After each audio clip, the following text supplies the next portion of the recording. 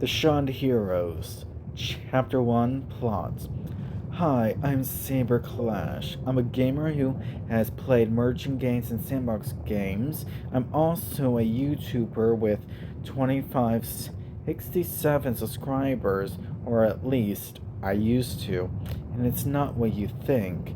An anomaly with the moon came about after a massive meteorite hit the back of the moon, causing it to spin faster and, worst of all, move out of its orbit as it gets closer to Earth. By the time I was with four girls who I barely even know, Sierra Storm, Leona Sierra, Rain Hunter, and Silent Mercy, were all hanging on in a truck when a sun bright light blinded us. The next thing we know and see are people dressed like wizards. What the actual hell? I noticed that there were 20 others who were in groups of 5, each with their own unique weapon that has 2 gemstones, one glowing and the other wasn't. Each group looks like they went through their own version of a catastrophe. One group was damp, another a little singed, another slightly shivering, and another covered in black blood. I looked down to my right hand to see a whip that was like the others, a glowing gemstone at the end of the handle, and a gemstone on the side between my fingertips and palm. I even noticed a game HUD-like screen in my vision and figured out what was going on. I looked over to see Sierra had metal claws in both hands that had both gemstones on her dominant hands. Liliana has a violin in its bow that has the 2 gemstones at opposite side of the her bout up front. Rain had a hunter's bow with 2 gemstones at the middle end where the arrow would be perched, drawn, and released. And Scylla had a shield that was metal and was shaped like a pentagon. I spoke as I saw the happy looks on the wizard's face that has no malicious intent in their expressions or eyes. Let me guess, y'all summoned us from our 5 apocalyptic worlds to fight some war or catastrophe, sirs? I asked with a knowing, fierce look in my red eyes. One of the wizards, an elder man with a long gray beard and robes that seemed to shimmer with an inner light, stepped forward. Elder Wizard, you are indeed correct, young hero. He smiled kindly. Elder Wizard, now, does any of you need healing before we head to the Queen? The groups with burns and frostbite raised their hands. The elder wizard nodded understandingly and gestured for the injured groups to step forward. He raised his hand, chanting softly in an ancient language. A warm, glowing light enveloped the injured groups, healing their burns and frostbite instantly. Elder Wizard, there, he said gently, lowering his hand.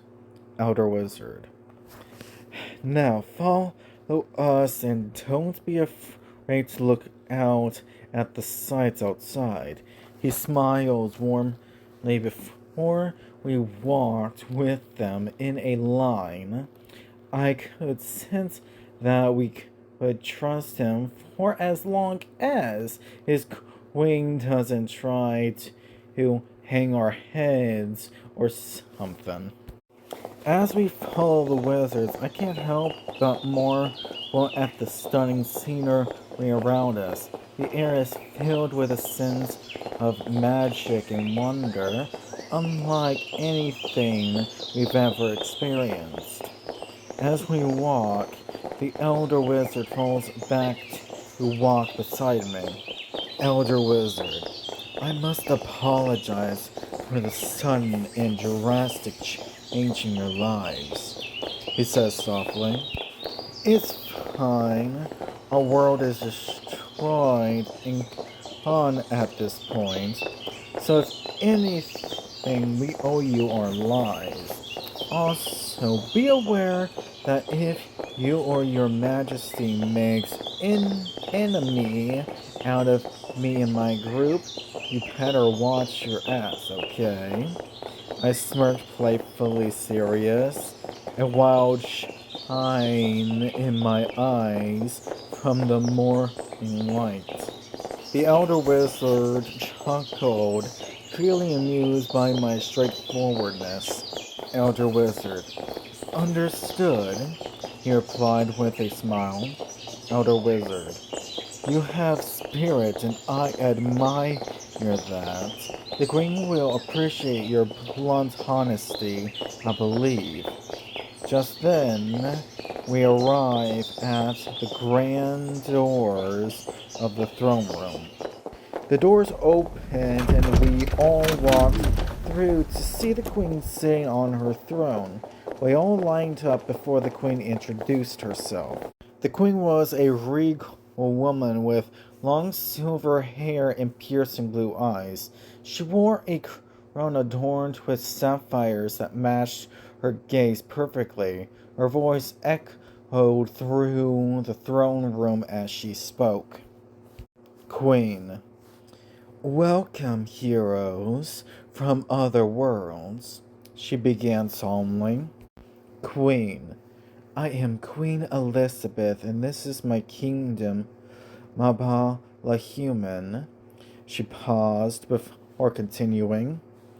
Queen Elizabeth, you're here because our world faces two types of storms, a monster storm and a monster hurricane.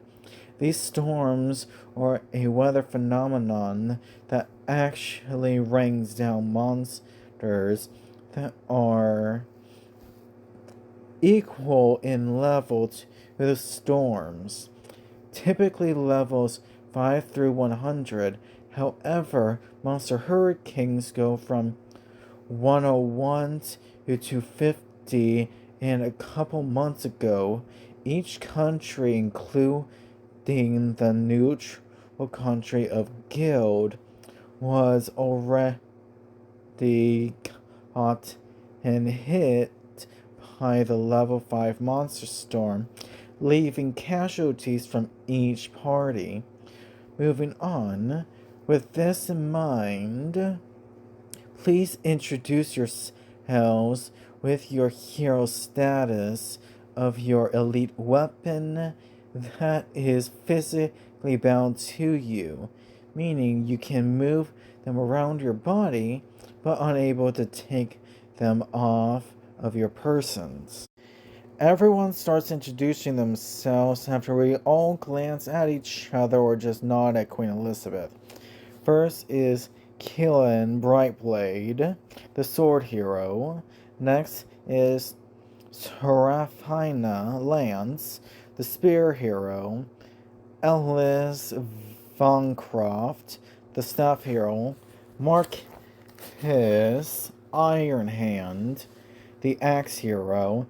And Lyanna Swiftshot, the Poe hero.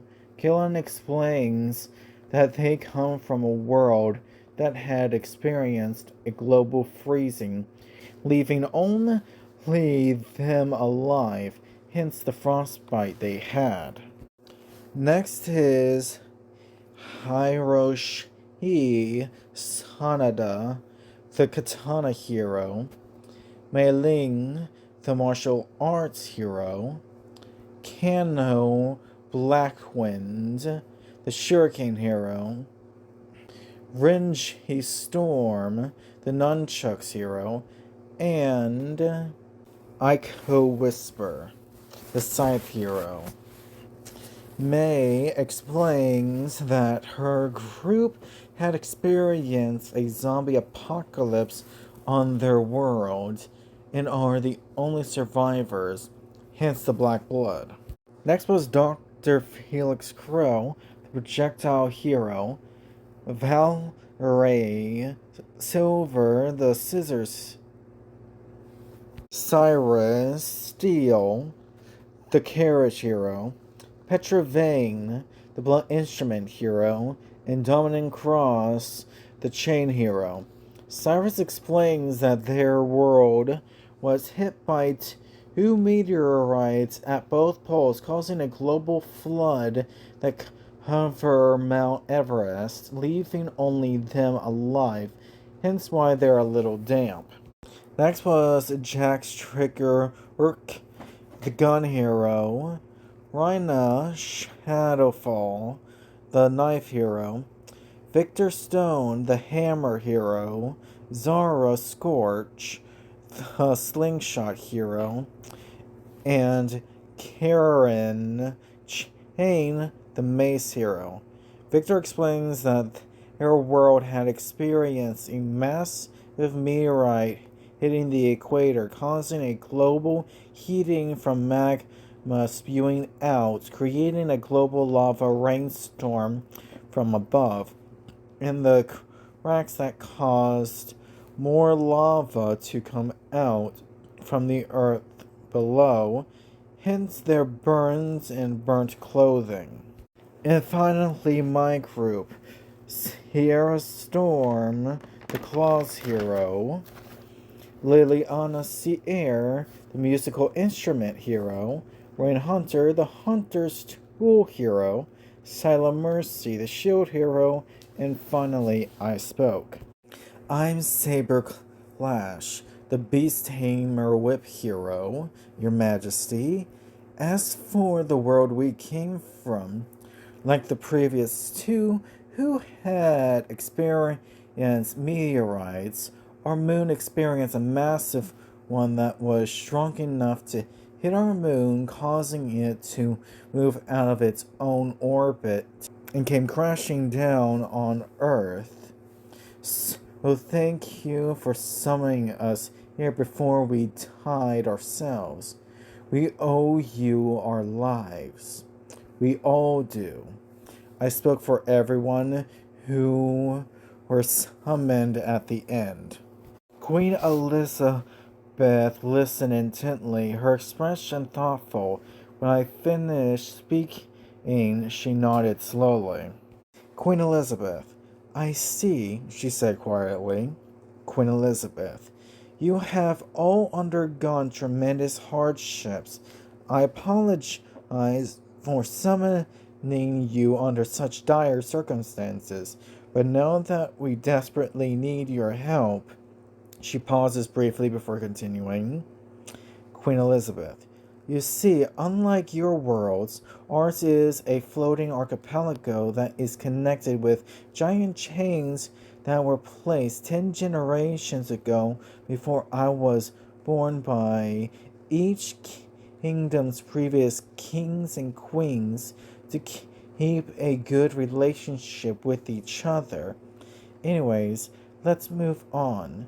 We have these stones called personality stones that you can get from monsters.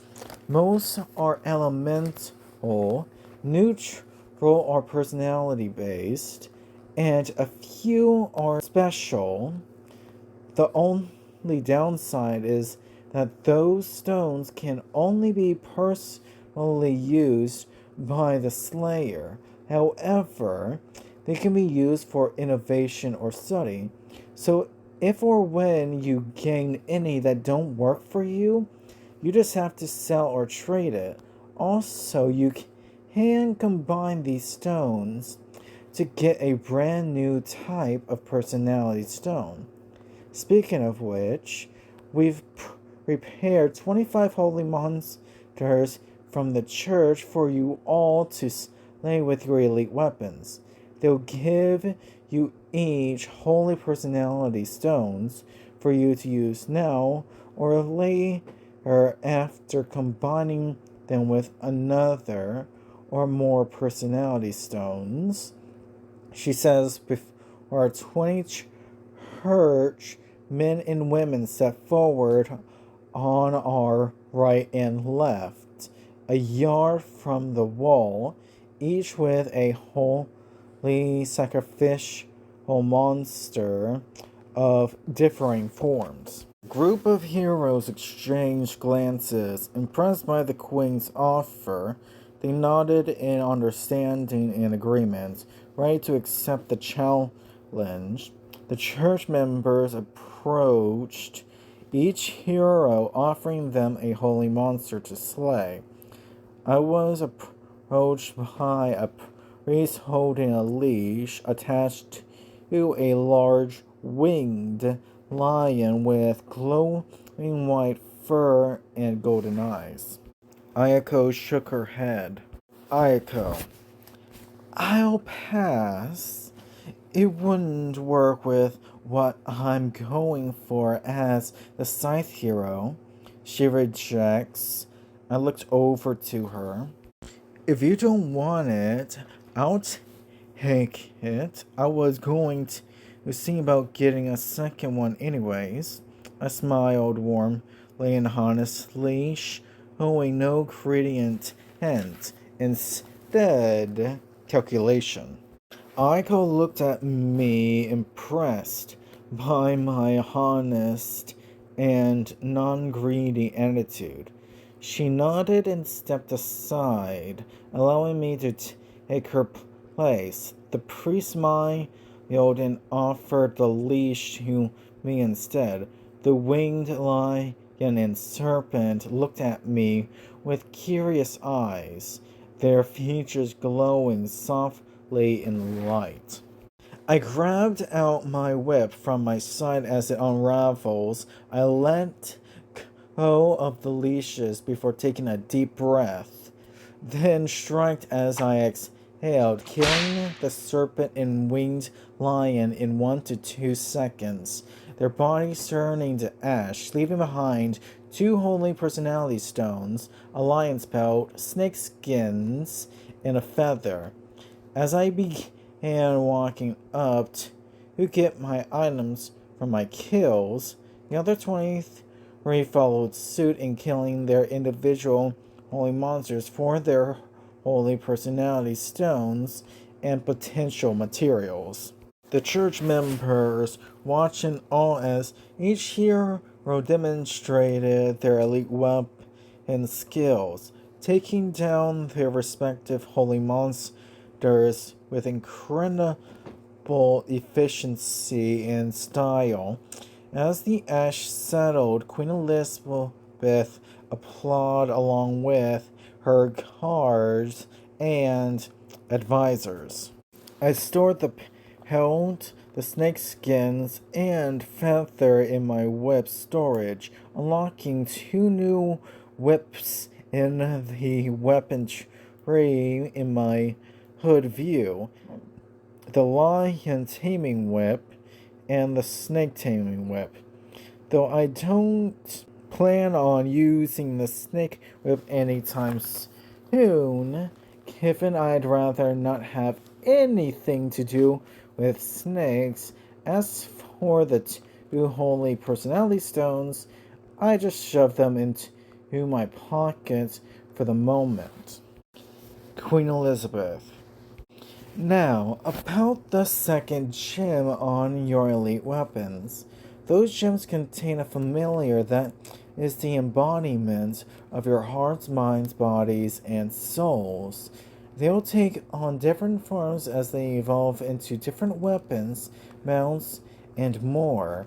Here are the different classes they'll take on, depending on who you are as individuals.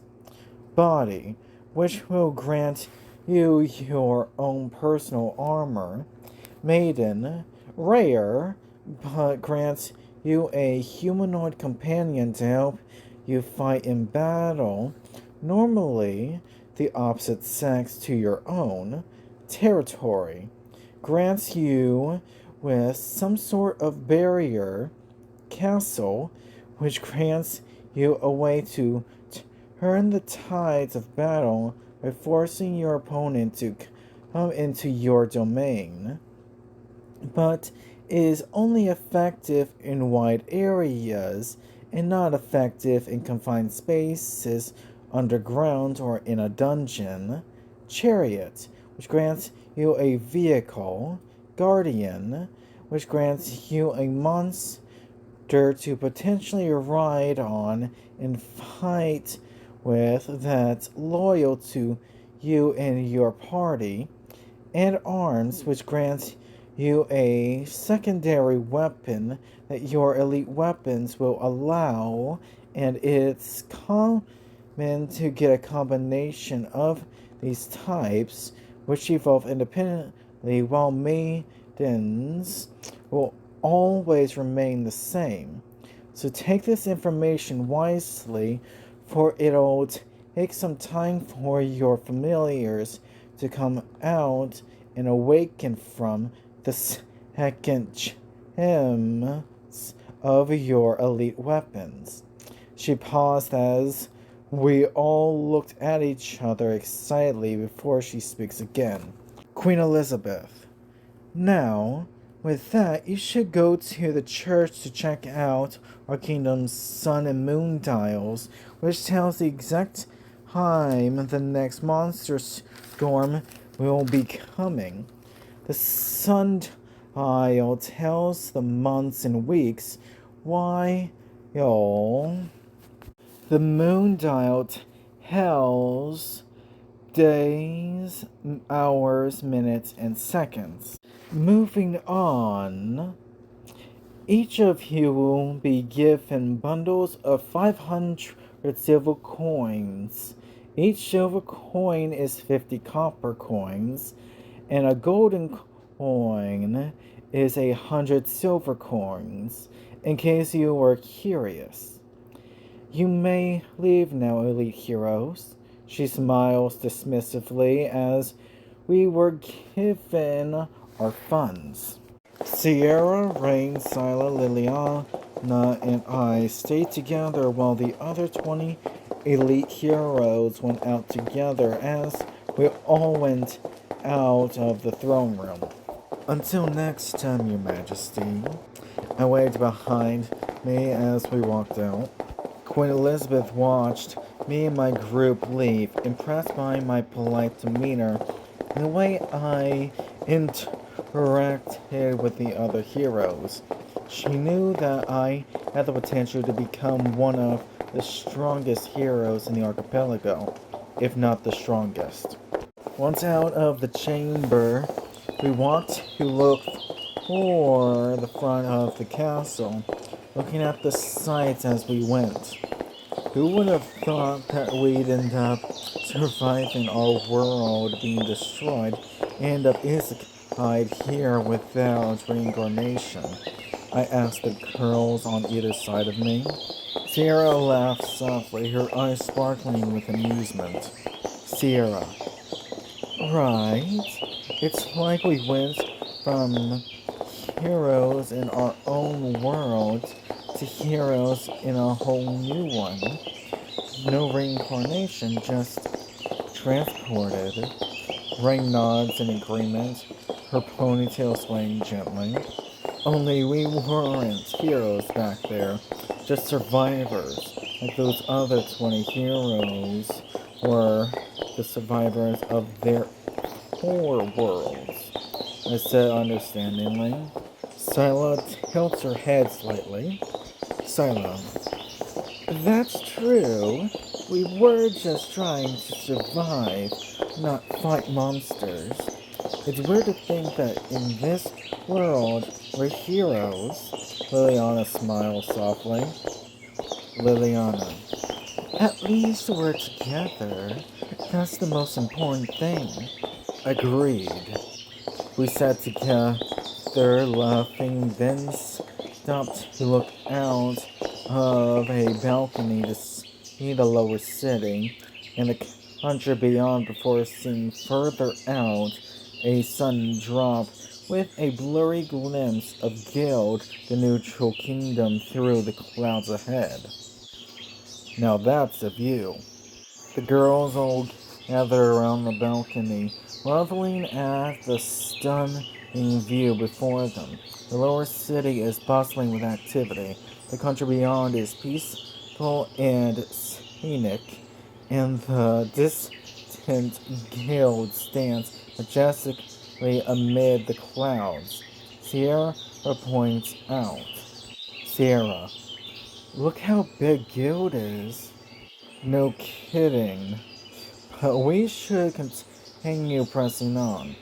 Anyways, after the church, we need to do two things. One, we need to look for a blacksmith shop, and two, we need to find out how much an airship costs, I said strategically. The girls all nod in agreement, understanding the importance of my strategic planning. As we continue walking, we come across a bustling marketplace filled with merchants selling all sorts of goods, weapons, armor, food, and even magical items. Suddenly, a commotion erupts from the crowd. It's not our problem. Let's just head to the church. As I said that, the guards of the castle came down to resolve the situation, proving my point in seconds. The commotion dies down quickly as the castle guards arrive and handle the situation efficiently. My group and I continue our journey towards the church without any further distractions. As we enter the church, we are greeted by a solemn and peaceful environment. The priest in charge approaches us. Priest. Heroes. Hello, sir. I'm surprised that the others ain't here yet, but anyways, can you please show us the sun and moon dials? I smiled warmly despite everything in my body screaming to destroy this place for worshipping a false god. The priest nods, leading my group and I deeper into the church. He stopped in front of two massive dials, one depicting the sun and the other the moon. The sundial is marked with months and weeks, while the moon dial shows days, hours, minutes, and seconds. Only the sundial is active as of right now, saying that we only have 2 weeks to prepare in Malabala Human. What was the last entry on the moon dial before sunrise this morning, sir? The priest carefully examines the moon dial, his brow furrowing in concentration. After a few moments, he speaks up. Priest, the last entry on the moon dial before sunrise this morning indicated that the storm will arrive in exactly 5 days, 7 hours, and 20 minutes. 2 weeks, 5 days, and so amount of time today. Got it. I connect it to the dials as a time display pop into view in my top right corner of my hood, saying 2 weeks, 5 days, 14 hours, and 47 minutes. I saw that the girls had looks that said that they did the same thing as I did. Question, sir. What god do you worship? I asked, a slight control over my instincts. The priest looks at me with a sense of pride and devotion. Priest, we worship the goddess of light and order, he replies solemnly. Priest, she is the one who guides us through the darkness and brings harmony to our world. He pauses briefly before adding, Priest, is there something wrong with that? Only the difference in beliefs, sir. And to be honest, if I had the power I'll have in the future now, I'd follow up on God's command to destroy false idols in their temples of this world, including your false god herself, sir. I grabbed out my complete Jewish Bible to flash it in the priest's face before putting it back in my backpack. Anyways, we should get going, sir, I said with calming restraint. The priest's eyes widened in shock and horror at my words, but he quickly composed himself, nodding curtly. Priest, of course, heroes. May the goddess of light guide your path.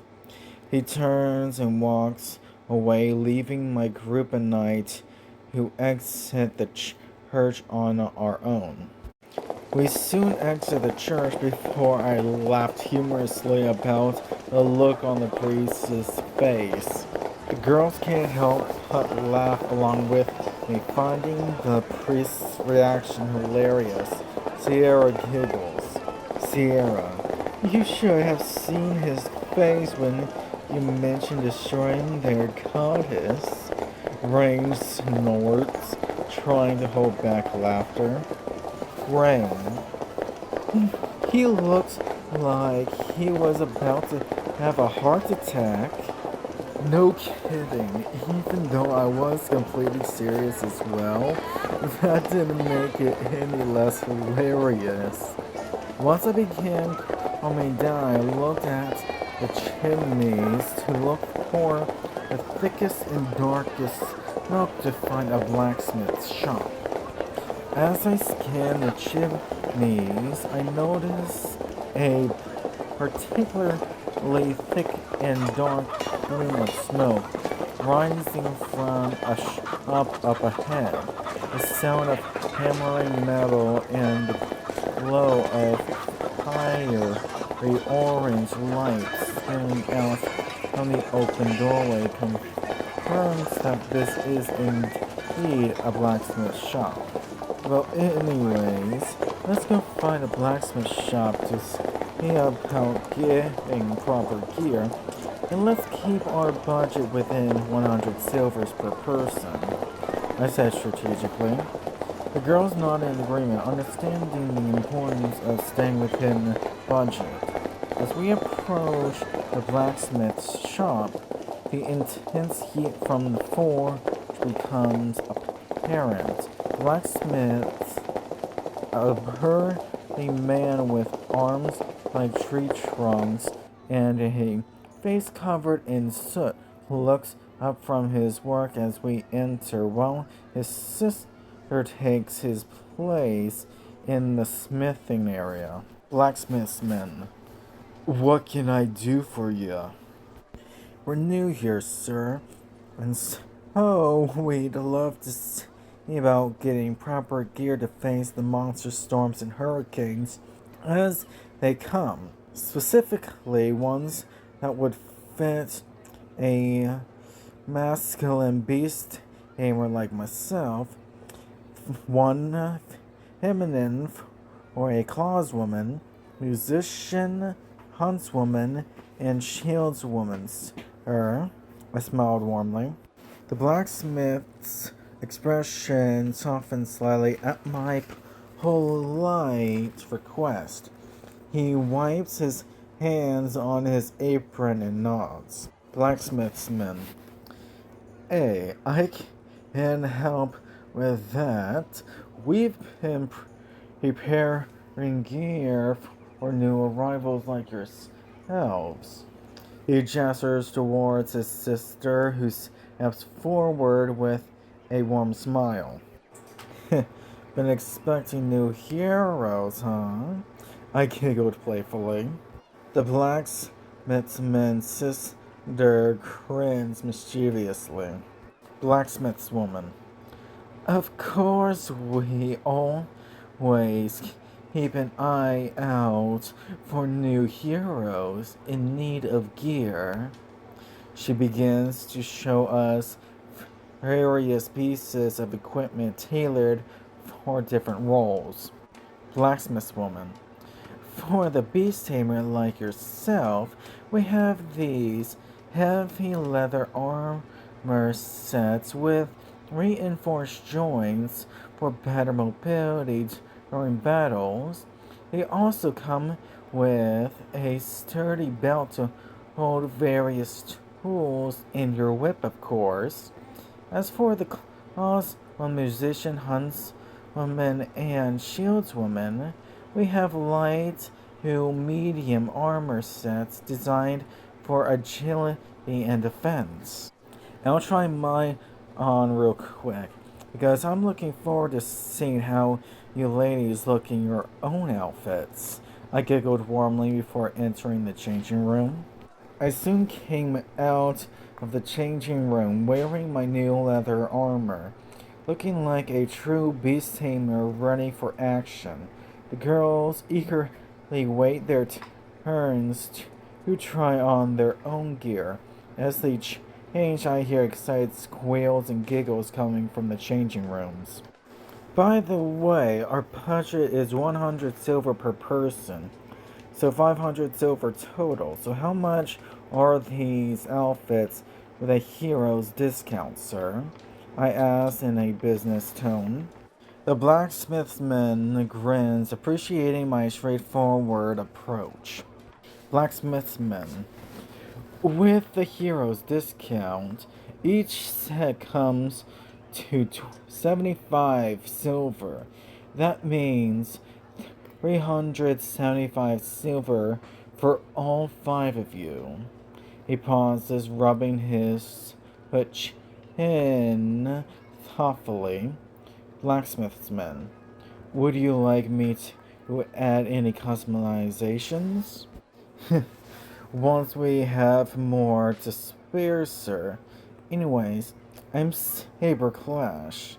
I offered my hands for a handshake. The blacksmith's man takes my hand with a firm grip, clearly impressed by my professionalism. Blacksmith's man. Pleasure doing business with you, Saber Clash. I'm Thorn Ironheart. His sister comes out from the back with 5 helmets to match each set of armor. And you, ma'am? Thorn's sister blushes slightly at my polite question. Thorn's sister. Oh, I'm Thora Ironheart, his sister and business partner. She hands out the helmets to the girls as they finish changing. Sarah's helmet has a pair of small horns protruding from the sides, while Rain's has a unique design with feathers along the brow. The rest of us declined the helmets before handing over 375 silver, 75 from each of our pouches. Y'all look ready for a fight, but looks can be deceiving when some of us don't know how to fight properly yet. But we'll get the hang of it. I smiled warmly. Thora smiles back, admiring my confidence. Thora. You seem like a wise leader, Saber Clash. I'm sure your group will adapt quickly. If you ever need any modifications or additional gear, don't hesitate to come by again. We will. I smirked as I giggled before we looked at weapons of the same type as our own, touching them and comparing them with our copy system, but we didn't equip the copies so that we didn't give the obvious twin Smiths a heart attack. By the last copy, I've gained 6 more whips on top of a lion taming whip and snake taming whip, a dragon taming whip where a dragon's whisker is used as the whip part, with small dragon scales around the handle, a bull taming whip, a griffin taming whip, a higher beast elemental taming whip that has a fire personality stone core at the end of the handle, while the rest is made with obsidian fiber and dragon leather. A wind beast elemental taming whip that has a wind personality core at the end of the handle, while the rest is made of bull leather, and a very rare kitsune tailed multi-beast taming whip that can tame 9 beasts simultaneously. Given it has 9 whip strands, hence why it's called a kitsune-tailed multi-beast taming whip. Once done browsing, I spoke. Hey Thor and Thorn, y'all wouldn't happen to know where we can get an airship, would you? I asked curiously. Thorn and Thora exchanged surprised glances, clearly impressed by my sudden request. Thorn leans against the counter, his arms crossed. Thorn, a airship, eh? You're not messing around. Thor chimes in, her eyes sparkling with excitement. Thora, we actually know a fellow who builds them. Oh? I smirked. Thor nods, a slow grin spreading across his face. Thorn, a old chem stormweaver. He retired here after his last voyage and started building custom ships instead of sailing them. Best airship builder in the Archipelago, if you ask me. Where can we find him, sir? Thor points towards the eastern part of the island. Thora, his workshop is near the cliffs on the eastern cliffs. You can't miss it. There's always smoke rising from the chimney, even on calm days. Just tell him we sent you, she winks conspiratorially. I giggled in amusement. We will, and I'm guessing you don't know where we can find a pilot. Thorn laughs heartily, shaking his head. Thorn, finding a pilot is easier than finding a good shipbuilder like Stormweaver. Here's a tavern called the Drunken Sailor down behind the airport docks. Most pilots frequent that place when they're not flying. Thank you. We'll see you both around before the storm comes. Stay safe. I smiled warmly as we head for the door. Thorn and Thora wave goodbye, watching as my group and I exit the shop. They both return to their work, impressed by my efficiency and warmth. As we step into the bustling market, I hear Thorn mutter. Thorn, not your average adventurers, those ones. Sounds like it'll be a while before we get a pilot for that airship. So let's get some food before we hop on a carriage for the trip. The girls nod in agreement, their stomachs rumbling at the mention of food. We make our way through the busy market, dodging both pedestrians and flying creatures. We see stalls selling everything from exotic fruits to fresh bread to cooked meats. Ring. Everything looks so good, Ring whimpers. Then let's first see about getting you 4 bags of your own that can store food before we get some. We took our time on the food after getting 4 bags that had time-stopping personality stones that are forbidden to be used as a power by the Slayers, but instead used to keep produce and other things from rotting or spoiling, which was convenient. We made sure that what we can eat followed with the guidelines of the Torah, especially that meat from monsters. We've noticed that there are a few different races here: humans, demi-humans, elves, and this unique race called univolves, which means uniquely evolved monsters that gained sentience once they took on a human form, void of memory of their savage acts before their evolution. After a couple of hours of grocery shopping, we went to a tavern for brunch. Once seated, we waited patiently to be waited. Well, to think we found bags with such rare personality stones in them. A waitress with cat-like ears and tail approaches our table, pad and pencil in hand. She's a univolve, her previous form likely a cat monster. She smiles professionally. Cat waitress. What can I get you heroes today? Our special is monster steak with fried eggs. Yes, well, sorry to say that we can't read the menu because of the foreign language this world has. So can you please read it off for us, ma'am? I said warmly, trying not to stare too much at her cat features I adore. The waitress giggles softly, her tail swishing behind her. Cat waitress. Of course.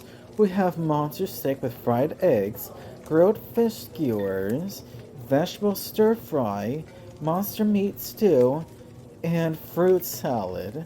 Everything is seasoned with spices from all over the archipelago. I'll take a fruit salad in the stew made with meat that chew their cud, ma'am. What about you, Rain, Liliana, Sierra, and Scylla? I asked warmly. Rain orders the same as me, while Liliana and Sierra both choose the monster steak with eggs. Scylla, however, surprises everyone by ordering the vegetable stir-fry. Scylla. I'm not a big fan of meat, she explained softly when everyone looks at her. A blood, huh, Scylla? I giggled warmly. Scylla blushed slightly at my teasing but smiles. Scylla. Not really, I just prefer vegetables. They're healthier and more refreshing. The waitress nods and jolts down our orders before walking away to the kitchen. As we wait for our food, Rain leans over conspiratorially towards me. Rain. Saber, look around. There are so many different types of people here. I've never seen so many different races in one place before.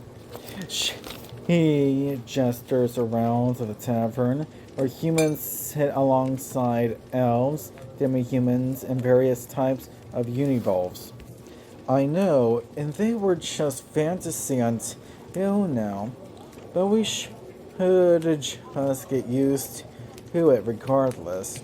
I whispered back as the waitress comes back after placing our orders before she spoke again.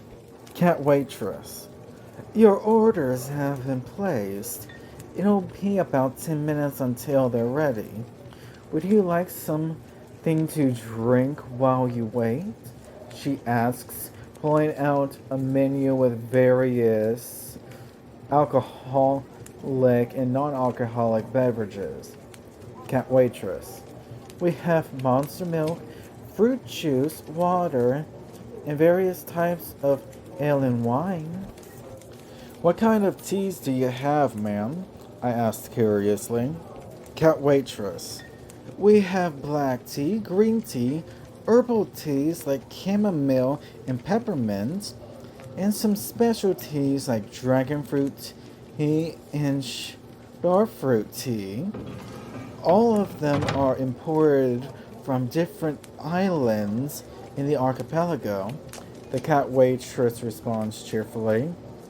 Cat waitress, which would you like? Got any cherry, ma'am? Cat waitress, yes, we do have cherry tea. It's quite popular among the ladies. Would you like a pot for the table? The waitress asks, smiling. Cat waitress, it's brewed freshly every morning with real cherries from the southern islands, she adds, trying to entice me further. I would love that, please, ma'am. How about you four? I ask considerately. Rain and Liliana both nod enthusiastically for cherry tea. Sierra requests green tea, while Sila opts for peppermint herbal tea. The waitress writes down our drink orders and heads back to the kitchen. It was hard not to look at her cat features, I said honestly when the waitress vanished into the kitchen, showing my love for cats a little. The girls giggle softly at my comment. Rain leans over and nudges me playfully. Rain, you have a thing for cat girls, don't you? She whispers with a teasing smile. Liliana chimes in. Liliana, I think she's pretty too. Those ears are so cute. Guilty, but that's unless if someone or more in our group doesn't make me fall for them first, given the amount of time we'll be spending together. I giggled with a honest smile. The girls blushed at my honest confession. Liliana's eyes sparkling with interest, while Rain looks thoughtful. Sierra just smiles softly, while Silas' cheeks turn a deep shade of pink. The cat waitress returns with our drinks just in time to interrupt the blush-induced conversation. Ah, thank you, ma'am. I began drinking from a wooden straw, noticing that this is better than the cherry teas I've had in our world, but I don't comment on it. Just drink it down happily with big eyes. The cat waitress smiles at my enthusiastic response, clearly pleased that I'm enjoying the tea. She sets down the other drinks for the girls before retreating back to the kitchen.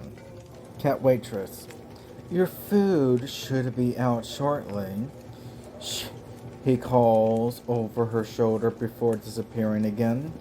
While we're drinking, a tiger demi-human man adventurer came over with a seductive smile. The tiger demi-human man approaches our table with a confident smirk, his tail switching behind him. He's muscular with striking orange fur and green eyes. He leans against the table looking at my group and I with clear interest. Tiger demi-human. Well, well, what have we here? Fresh faces in town? None of the girls are interested in you, kitty. But if you are interested in a guy like me, then I'm afraid that the moment you flirt with me, I'll have to kick your ass outside, boy. I smirked brazenly. The tiger demi-human smirk faltered slightly at my bold response. His green eyes widening moments before he lets out a low growl. He straightens up, his muscular frame looming over me. Tiger demi-human. Is that a threat or a promise? He asks, his voice dropping to a husky tone. A warning. You see, I may lack your features, but I'm just as intense as a Smilodon, my guy. I gave him an intense look with my naturally intense red eyes. The tiger's ears flatten against his head as he looks into my fierce red eyes. He seems to realize that I'm not backing down and that I might actually follow through on my threat. After a tense moment, he throws his head back and laughs loudly. Tiger Demi-Human. I like you. Because I protect my team, I smirked, but kept my intense gaze. He smirks back, clearly enjoying the banter. Tiger Demi-Human. Yeah, something like that. He says, his eyes flicking over my group before settling back on me. Tiger Demi-Human. So, no one here's interested in a little fun? If your twins finally dropped, then maybe they would, but I doubt it, especially since they and I come from the same destroyed world. I said both playfully and dead serious. The Tiger Demi-Human's eyes soften momentarily at the mention of a destroyed world before he regains his playful demeanor. Tiger Demi-Human. Well, that's unfortunate. And so I have to keep searching for some willing partners. He pauses, his gaze lingering on me. Tiger Demi-Human. What about you? He asks directly.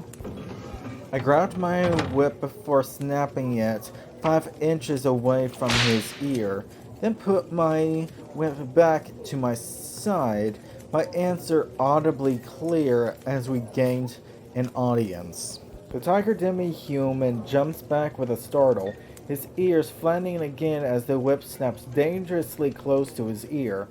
The other patrons in the tavern were silent, watching the exchange with interest. The Tiger Demi-Human's face twists into a sneer, but then he starts laughing loudly again. Tiger Demi-Human. Alright, message received. The cat univolve waitress had stopped with our food when she heard the crack of my whip. The Tiger Demi-Human walking off in surrender, clearly knowing that if he stuck around at our table any longer that I'd actually take this outside. The waitress soon snaps out of her surprise before bringing over our food. As the waitress sets down our plates of monster meat stew from monsters that chew their cud for Rain, Sierra, Liana, and I, while both Rain and I both get our fruit salads and Scylla her vegetable stir fry. She casts a nervous glance towards the Tiger Demi-Human, who's now sulking at the bar. The cat waitress leans in close to me, whispering, Cat waitress, you really know how to handle yourself, huh? I didn't scare you, did I, ma'am? Because I was only protecting my team. I smiled warmly with an honest gaze. The waitress blushed slightly, shaking her head with a smile. Cat waitress. No, you didn't scare me.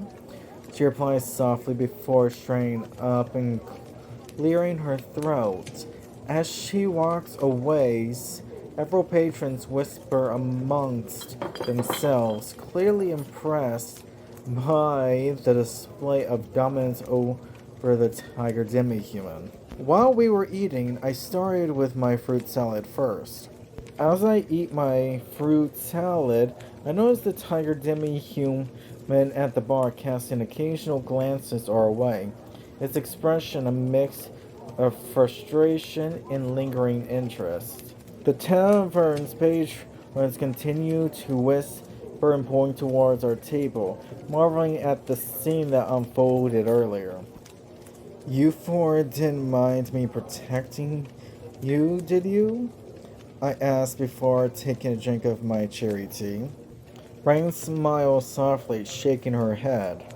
Rain, of course not. She replies gently. Sierra nods firmly, her eyes shining with admiration. Liliana grins mischievously. Sila, you handled that perfectly.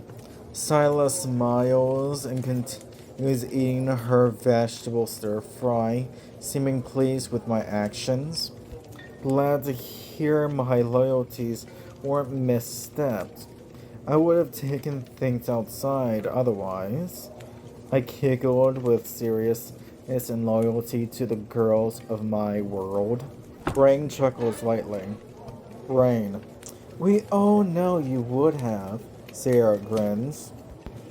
Sierra. You're pretty scared when you want to be. Liliana laughs. Liliana. Scary, huh, you mean? Tyler just smiles warmly, appreciating my protective nature without comment. Don't piss off a protective yandere beast tamer.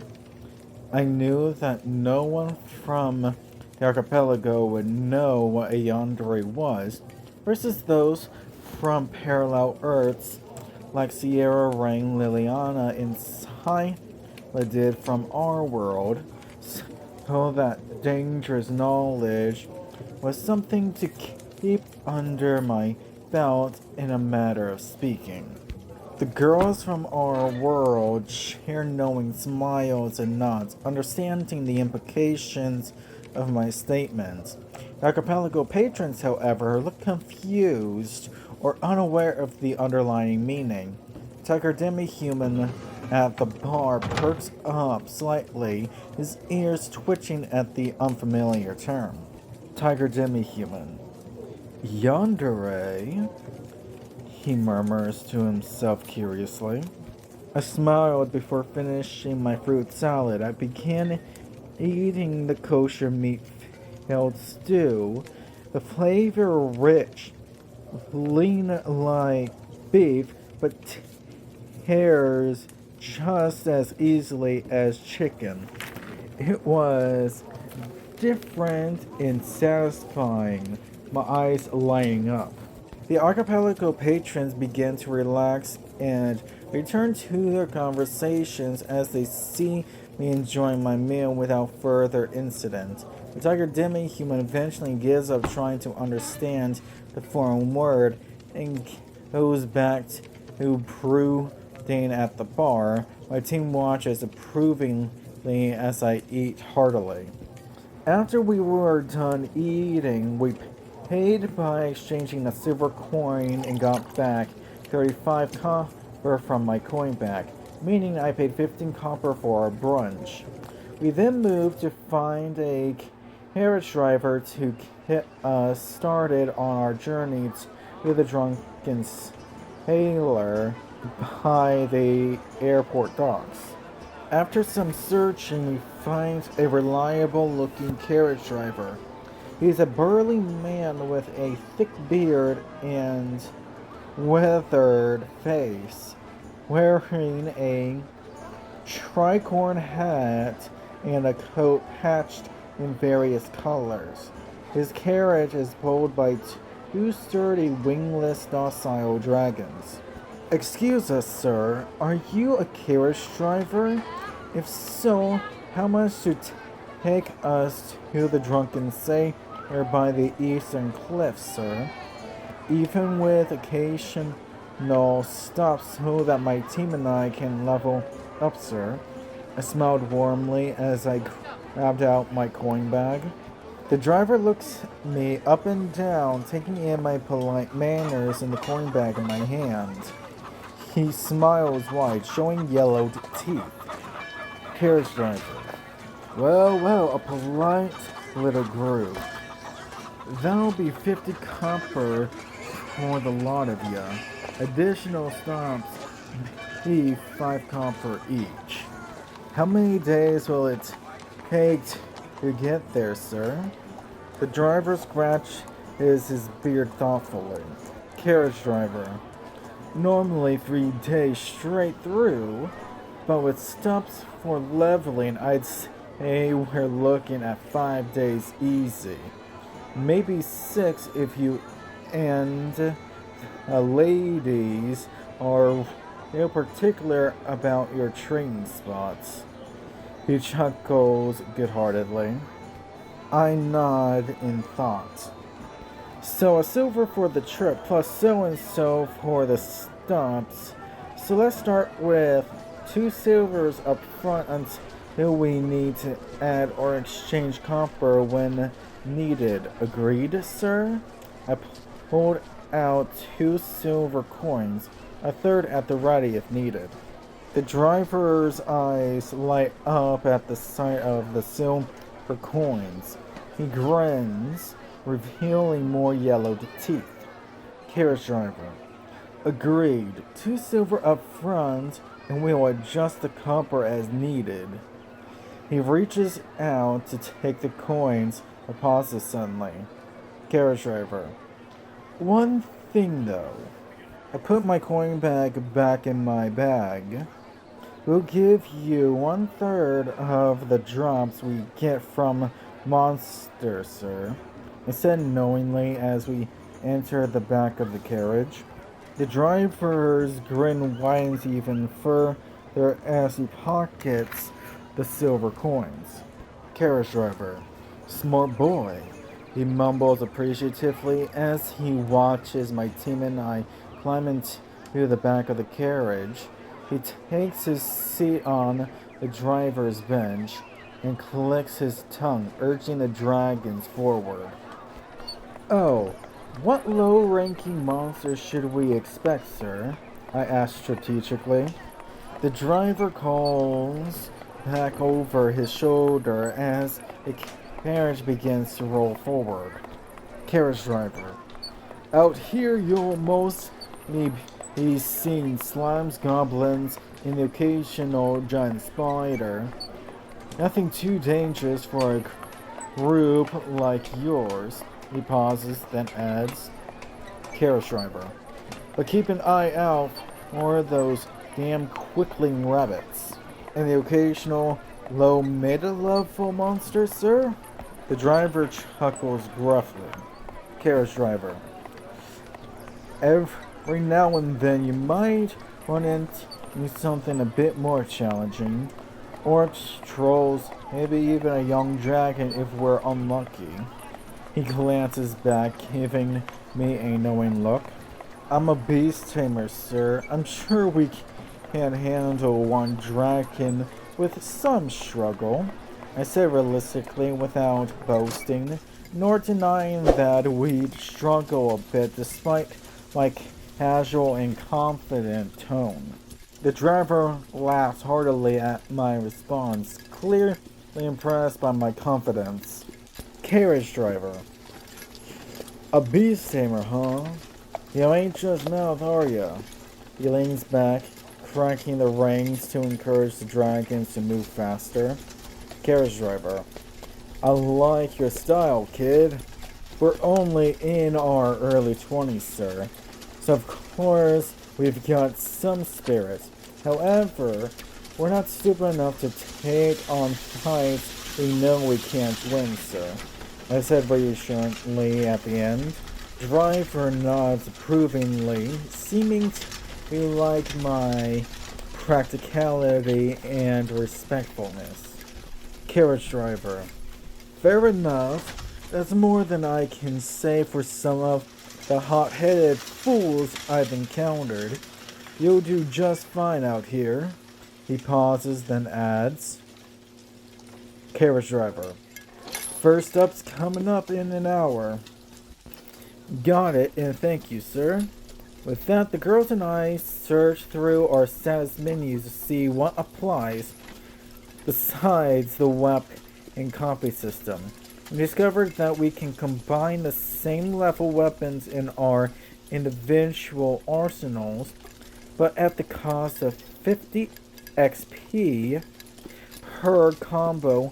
Well, double combos cost double the amount of XP, but none of us has enough. Not even me after I had killed the Holy Lion and Holy Snake with my whip back at the throne room at the castle behind us. We then checked our familiar statuses, mine being 10% of the way unlocked, telling me that I'll need to keep an eye on that as we go. An hour later, we stopped to level up. We fought our own variety of slimes, goblins, and a few fastling rabbits. Rain's hunting tools working perfectly. Sierra's claw weapon suiting her well as she tears through goblins effortlessly. Liliana using her violin to create a symphony that makes the slimes vibrate to death, and Scylla uses her fists and shield to kill the slimes without issue. My Kitsune Whip, however, allowed me to kill 9 monsters at a time, making us level up to level 2 after 30 minutes of work. We then stored 2/3 of the loot into our weapons, giving the rest to the carriage driver. I had unlocked a slime taming whip, a goblin taming whip that I'm not going to use, and a fastling rabbit taming whip. The loot we got was both monster materials, a couple speed personality stones, one for both Sierra and I, which we saved for later on, and a crap ton of water personality stones from the slimes as a common jump that all 5 of us stored, 2 each, while we gave the rest to the carriage driver. As for my XP, I've gained 567 XP, which I used 50 XP to combine both the Kitsune-tailed multi-beast taming whip and dragon taming whip to get a level 1 Kitsune multi-dragon taming whip, leaving me at 517 XP. These past 4 days after yesterday, we've gotten up to level 5. We've even fought a couple of giant spiders, which gave me a spider taming whip that will be useful later on. And the one I killed dropped 2 types of personality stones. A poison personality stone that I decided to store away for later, and a 360 senses personality stone that I stored away for later use. Right now, we're cooking dinner at a campfire with food that we prepared from our timeless bags, making a stew that smells delicious while Rain stirs the stew in the pot. Damn, that smells so good, I said happily. The carriage driver, now sitting by the campfire, inhales deeply and nods in agreement. Carriage driver, that smells like heaven, he says appreciatively. The others, Sierra, Liliana, and Scylla, were around the fire, drawn by the aromatic stew as they wait patiently. Thank you for cooking for us with the ingredients that we packed in advance, Rain. I wouldn't have known what to make, let alone if it would have tasted good at all. I smiled appreciatively. Rain smiles modestly, stirring the stew gently. Rain, it's no problem at all, she says softly. Rain, I enjoy cooking. The others smile and nod in agreement, looking forward to the meal. Suddenly, the sound of clawed feet scratching on the ground breaks the peaceful atmosphere. The sound came from the wingless dragons from the carriage, so we settled down quickly, showing that we've built good instincts on top of the ones Rain, Lily, Anna, Sierra, Silent I gained from our world's moon coming down to crash into Earth. So, Sierra, how have you been enjoying our new life here so far? I asked as I gently placed my head on her shoulder. Sierra leaned into my touch, saw a smile on her face. Sierra, it's been exciting, she admits quietly. Sierra, more dangerous than I expected, but also more rewarding. She glances around the fire, seeing the others engaged in their own conversations. Sierra, I like this. Same, though it's probably because I've got you four with me, and from my point of view, you're my favorite when it comes to ferocity. Rain for her cooking, which I definitely need to ask to be hot on. Scylla when she helps defend us, and Liliana and her music. How can I be so lucky as y'all are to have me as well? I said softly as I nuzzled into her shoulder a little. Sierra shakes turn a light shade of pink at my words, a soft chuckle escaping her lips.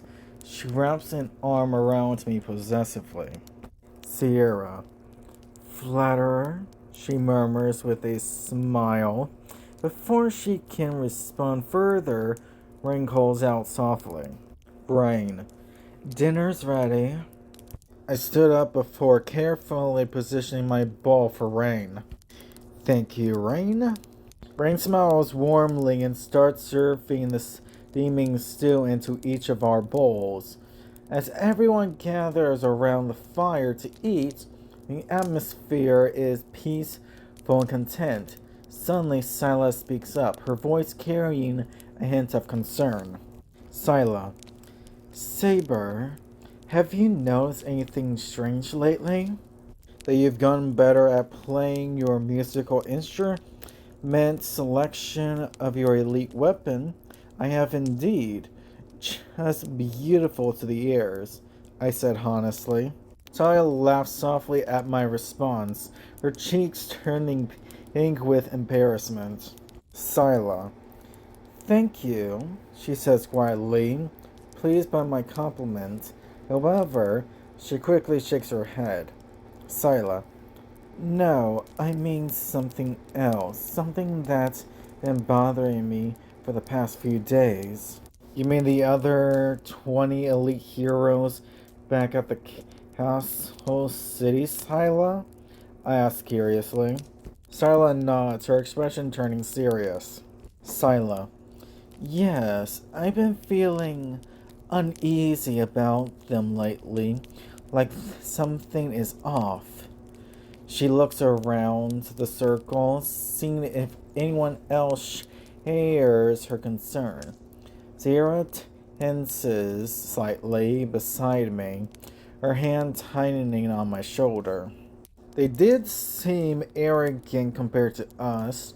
Whenever they gaze at us, I bet they think we're weaker than them, I said thoughtfully, with deductive reasoning in the mind of a gamer. The others nod in agreement, having noticed the same behavior from the other heroes. Liliana speaks up, her tone thoughtful. Liliana, you think they're planning something? She asks softly, her eyes meeting mine as I'm about to respond. We suddenly hear the sound of footsteps approaching. It was followed by the sound of carriage wheels. A carriage moving past us on the road as it leaves with no concern. No clue, but we end up with them while in a dungeon or some. The carriage driver interrupts for a moment when I brought up a dungeon, grunting. The carriage driver pauses, looking back at me. Carriage driver, Dungeons are dangerous places. You might want to be careful who you trust down there, he says cryptically before continuing. Carriage driver.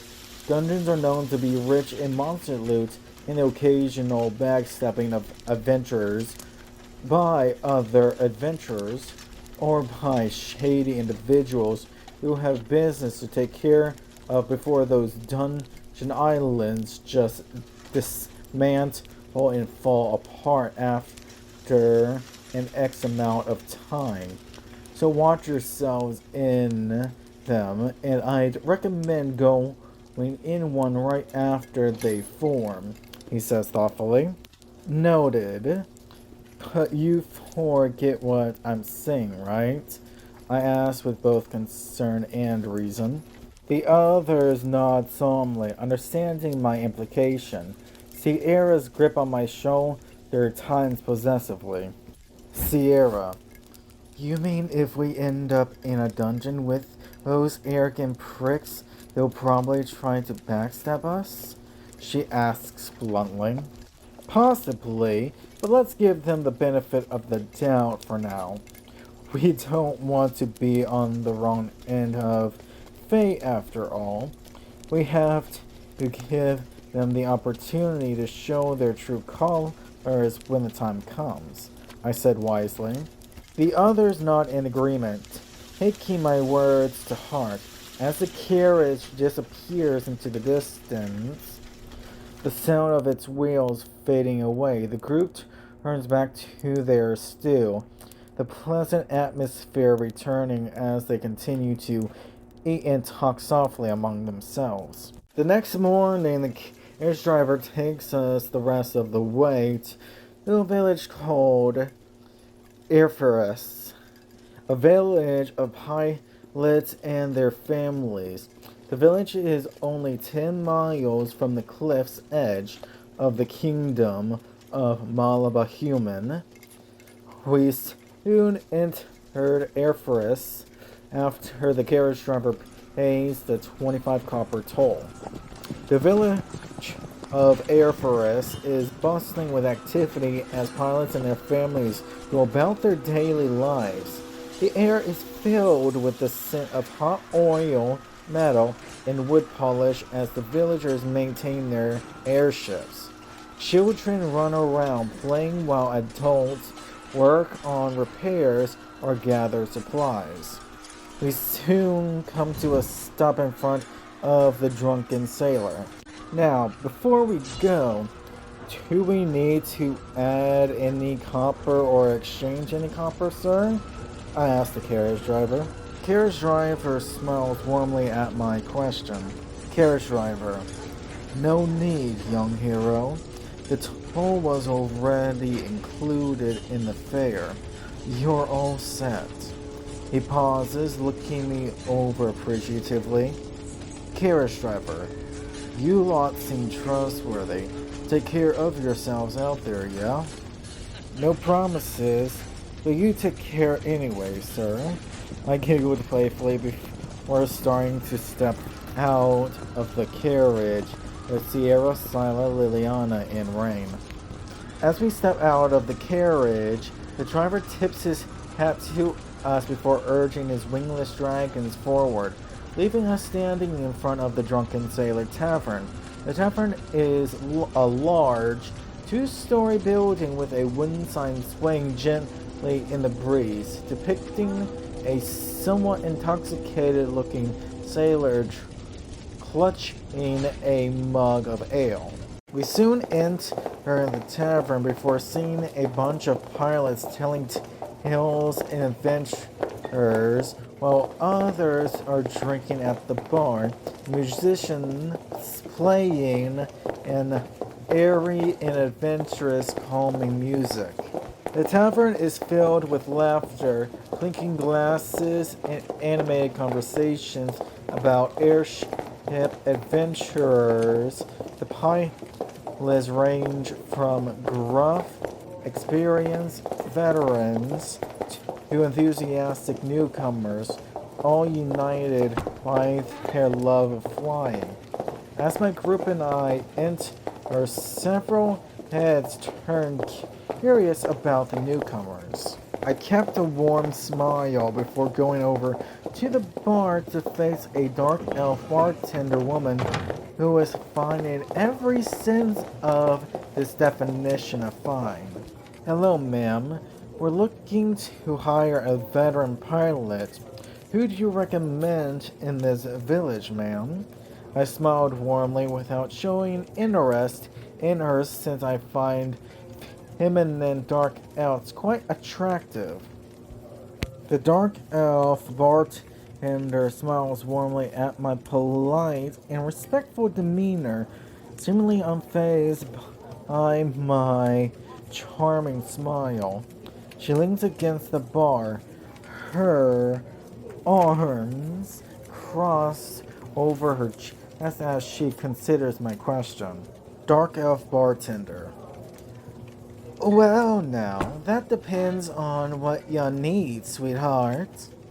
A respectful guy who won't flirt with my team, stays professional in a forward professional way, and knows the weather and air currents better than most, ma'am.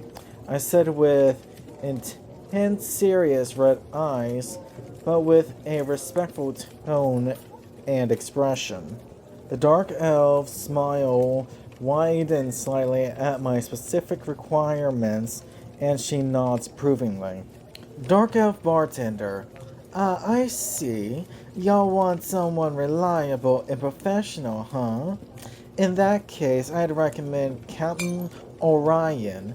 He's been flying these skies for decades and knows him better than anyone else in the village. Can he handle a Stormweaver grade ship, ma'am? The dark elf raises an eyebrow, impressed by my knowledge of ship grades. Dark elf bartender. Orion can handle anything with wings for sails, love. Even a tempestuous airship made by Stormweaver. Why? You planning a long journey or something? Her voice drops lower, suddenly curious. Yes and no.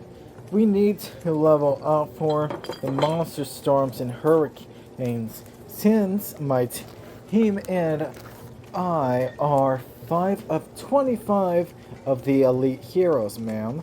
I said honestly before holding up my whip in its normal form before shifting its form to the dragon taming whip form to prove I wasn't joking before being accused as such. The dark elf's eyes widen as she takes in the transformation of my whip, her gaze lingering on the intricate dragon design before snapping back up to my face. She straightens up, her demeanor suddenly more respectful and less flirting. Dark elf bartender. Elite heroes, huh? Well, shit. No wonder you need someone reliable. I put my whip back to my side. So are you still confident about Mr. Orion, ma'am? Or are you about to recommend someone else now? I giggled with a predicting smirk.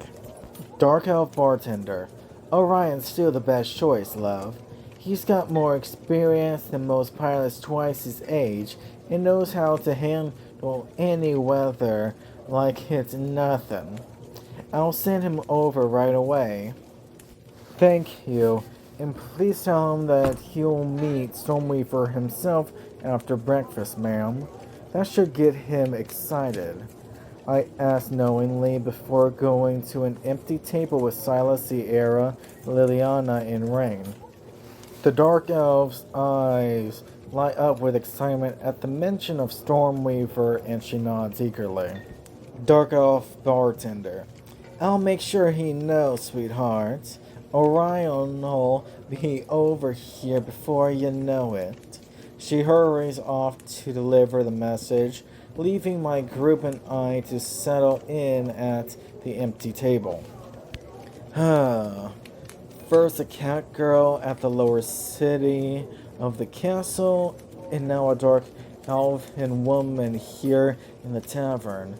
I shook my head as I giggled that I met two of my interests that I had back on our Earth before its moon crashed into it. My team members exchanged amused glances, having overheard my murmur. Scylla leans in with a playful smirk. Scylla. Saber, are you saying you have a type? Sierra giggles softly. Sierra. Dark elves and cat girls. Interesting tastes. Lilia raises an eyebrow. I wouldn't say type, given that involves both physical attributes and psychological attributes. Cat girls I can relate to both on intensity, playfulness, affectionate, and aggression in certain areas. As for my interest in dark elf women, is more in the fit or athletic area on top of the ones that are more of the dominant, flirtatious, seductive, assertive, yet emotionally understanding and loving in the bedroom versus being an assertive, flirtatious, seductive, emotionally understanding, and loving lover. Why do you ask? I smirked as I giggled shamelessly. My teammates burst into laughter at my detailed explanation, with Rain wiping tears from her eyes. Rain. Saber, you've basically written your ideal lover profile right there. Sierra fans herself dramatically. Sierra. Dominant yet loving? Is that what you're looking for in a partner? Especially one who's more intelligent than I, who of which I can collaborate with and learn from, while still providing new information to keep each other both entertained and intellectually engaged. And the fit or athletic part is to keep my ass in the same boat with their guidance. But yeah, and besides, Sierra is the closest, but not the full package. However, if you four were combined into one, then I'd have that package. I winked at them as I giggled humbly. My teammates blush and giggle at my teasing compliment, with Scylla rolling her eyes affectionately. Scylla. Saber, you're impossible sometimes. But seriously, if we combined all our best qualities into one person, we'd probably marry them on the spot. I cutely stick out my tongue out as my giggle was audibly cancelled out by everyone else in the tavern, showing that I wasn't denying Silas' claim. By the time I stick my tongue back into my mouth, the dark elf bartender came over with Captain Orion, the man's face quite excited to get the chance to meet Stormweaver. Dark elf woman smiling. Captain Orion is a tall, rugged, handsome man with salt and pepper hair and a weathered face that speaks to his years of experience navigating the skies. He's dressed in a worn leather jacket adorned with various patches and pins, and his eyes sparkle with excitement as he approaches our table. Orion. Saber, I presume? Yes, sir, and thank you for bringing him over, ma'am. I smiled at the dark elf bartender. Dark elf bartender smiles warmly back at me before stepping aside, giving me and Captain Orion space to talk. Dark elf bartender. No problem, sweetheart. Orion here knows his stuff, so y'all be in good hands. She winks before returning to her duties behind the bar. Now then, I'm going to be honest, sir. We don't have an airship. However, we do plan to buy one from Stormweaver himself, which is where you come in. We were hoping we can pay for your services until either you're dead or we're or both. That way, not only do you get more adventures, but also make plenty of money when we stop to sell monster loot and items, which you'd get 45% of the profits, while the other 55 is split between the five of us. Does that sound reasonable, sir? I showed intense red eyes that were honest and serious. Captain Orion's eyes widened with surprise and excitement at my proposal. He leaned forward, resting his elbows on the table as he considers the offer carefully. Orion, let me get this straight. You're offering me a lifetime contract with a 45% cut of all profits from monster loot and items in exchange for my piloting service is until death? Life of an elite hero team, right? I smirked. Captain Orion throws his head back and laughs heartily, drawing the attention of nearby patrons. Orion, damn straight it is. You heroes are offering me more adventure and better pay than I've seen in years. I'm in, Saber. Alright then, Mr. Orion, this is my team.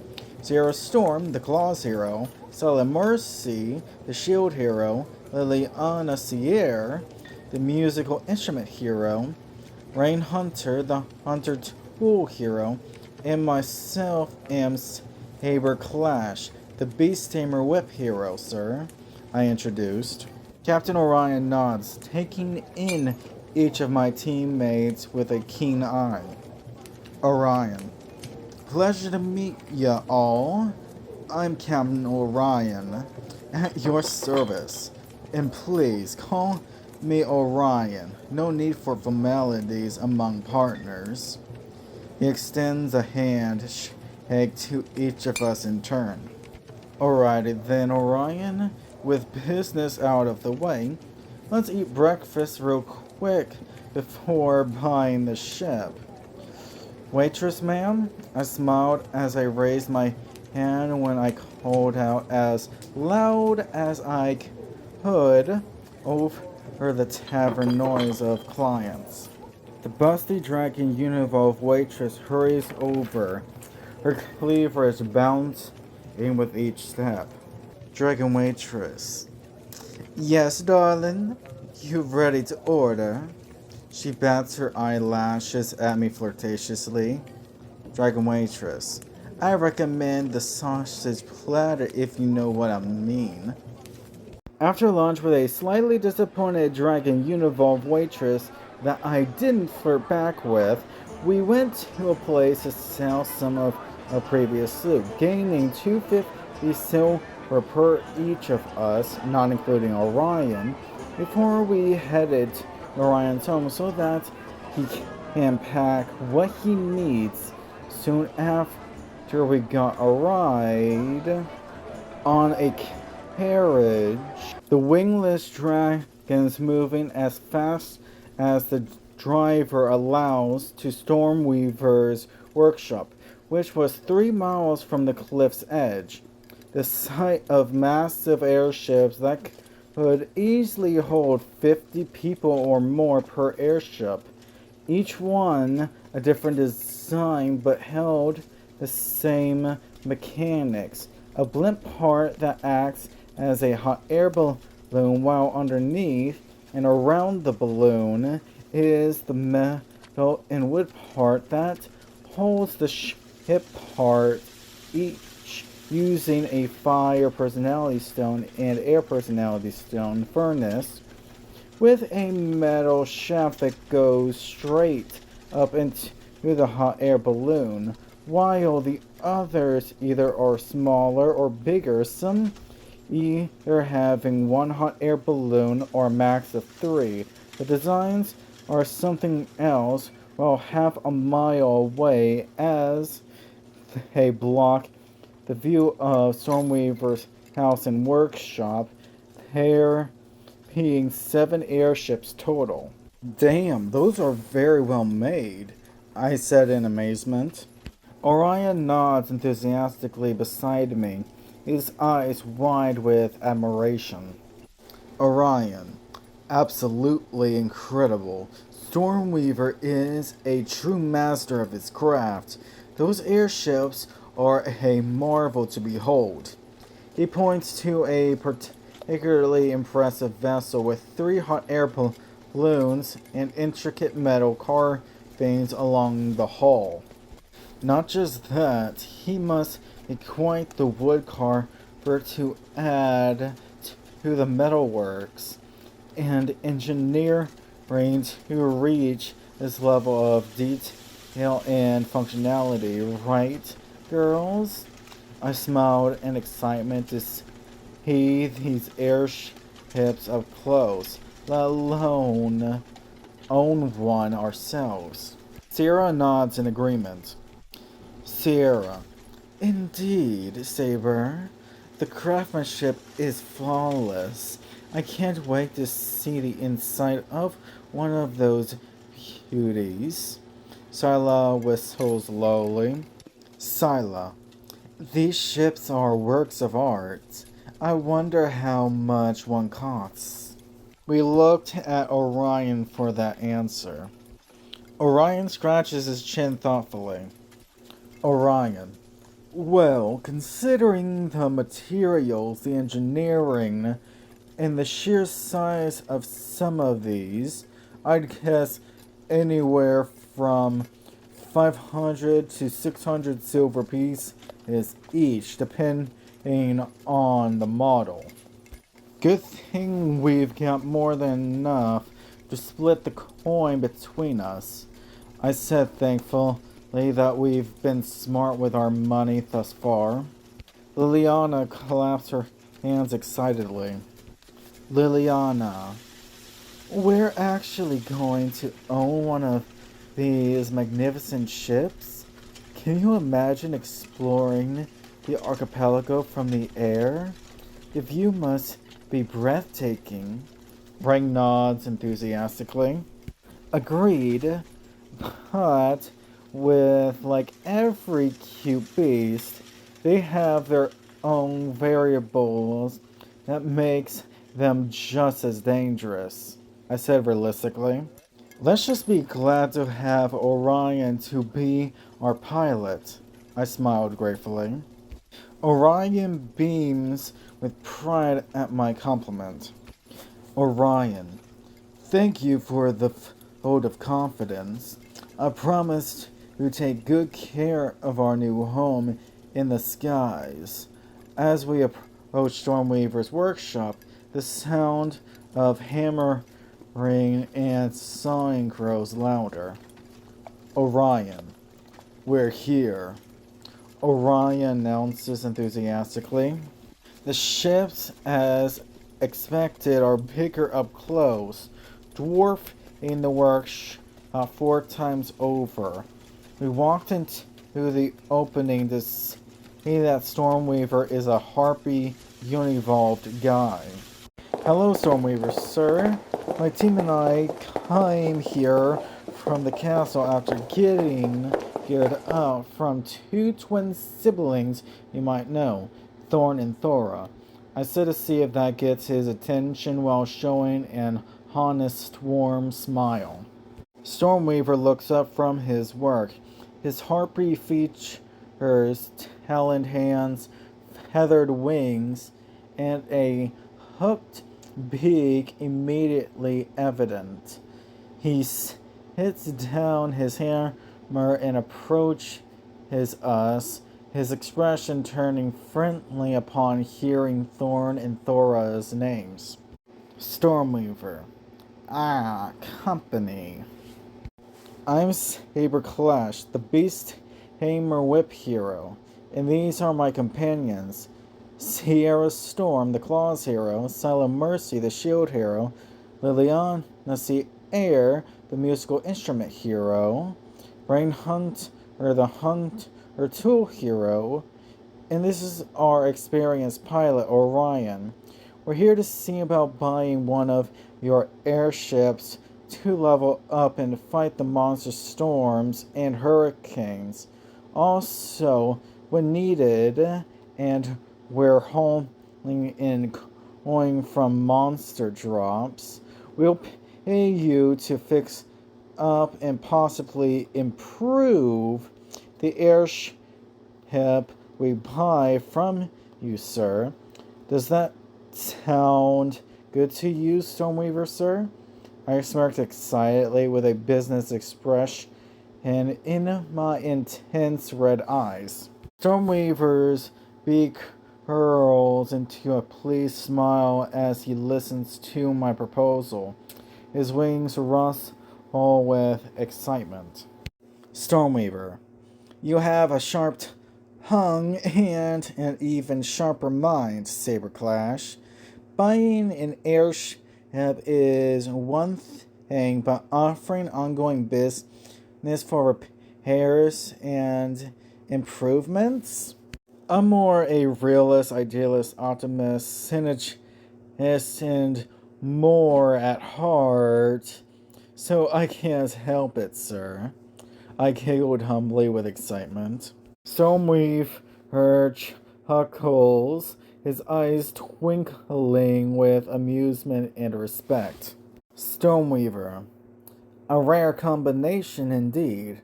Very well, let me show you the airships available for sale. He gestures grandly toward the magnificent vessel surrounding his workshop.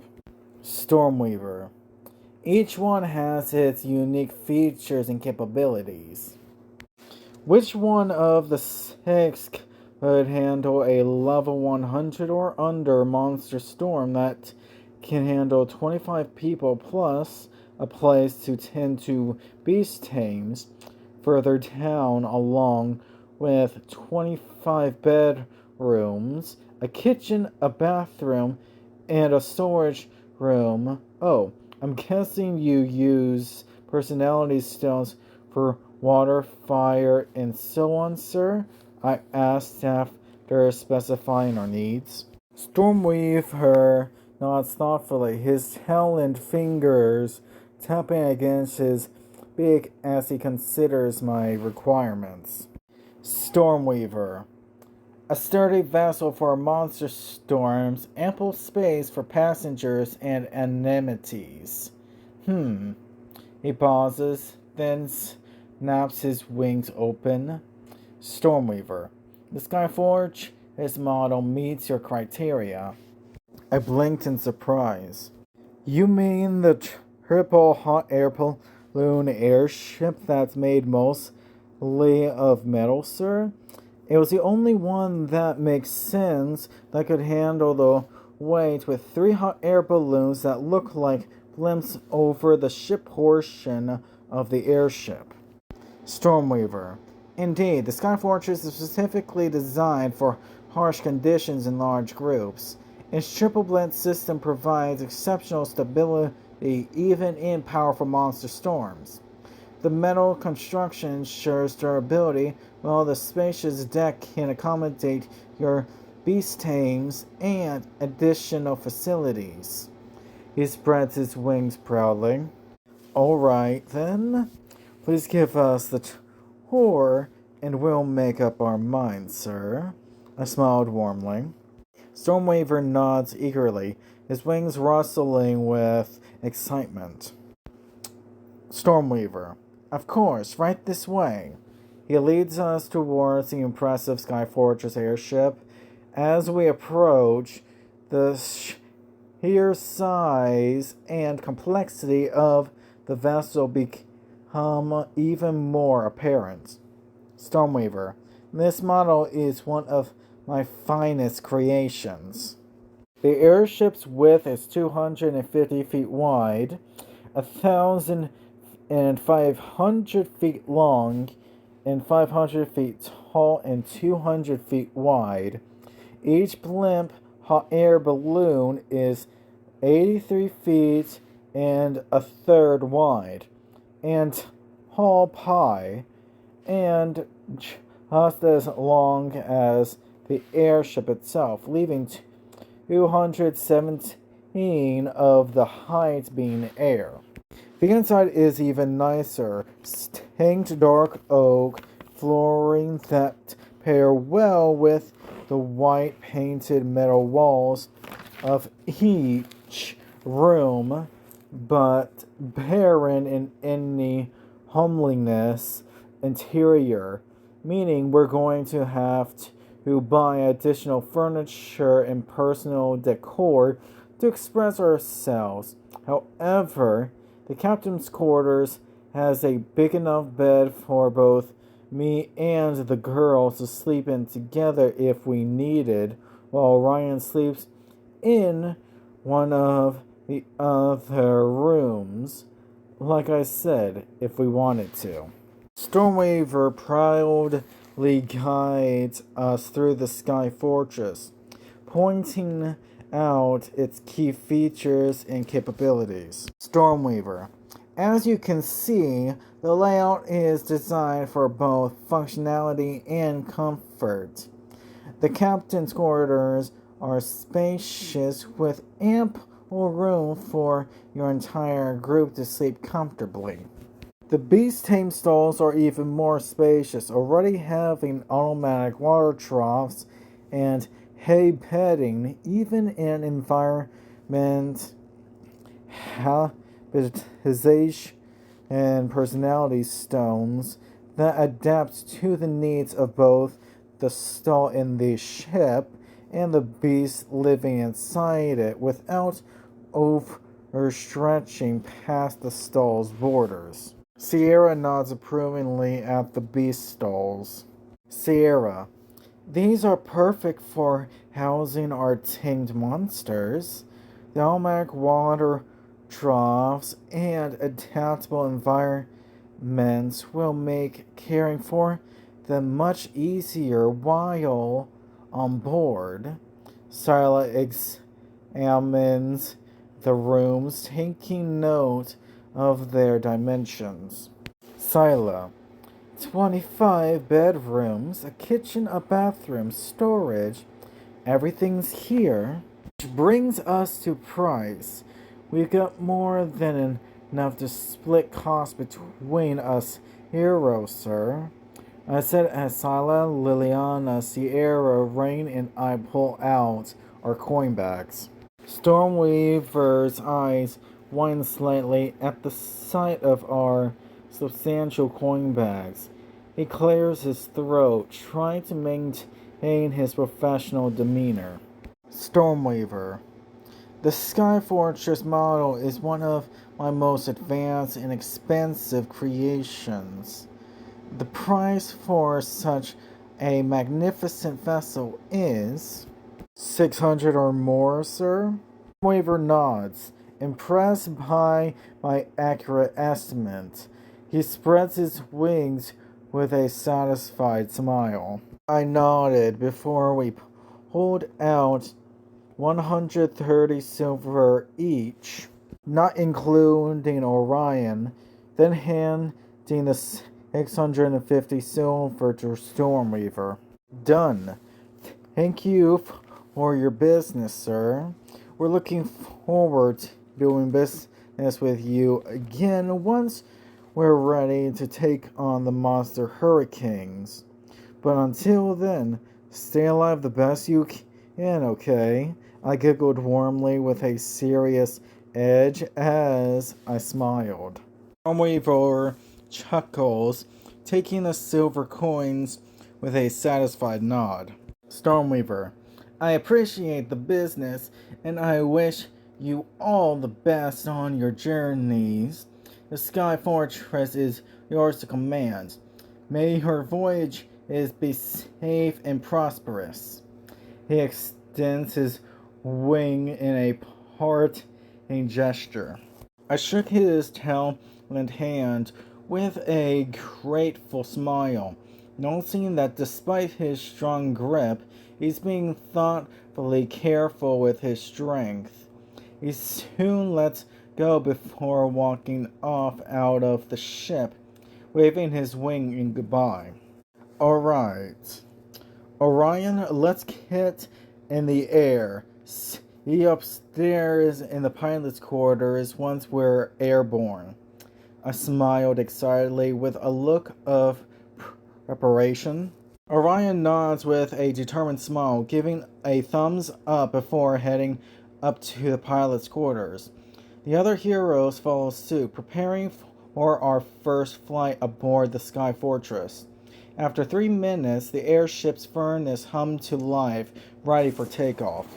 I held tight onto a metal post in the captain's quarters, which is my room since I've been the competent one in the group who's been very strategic so far.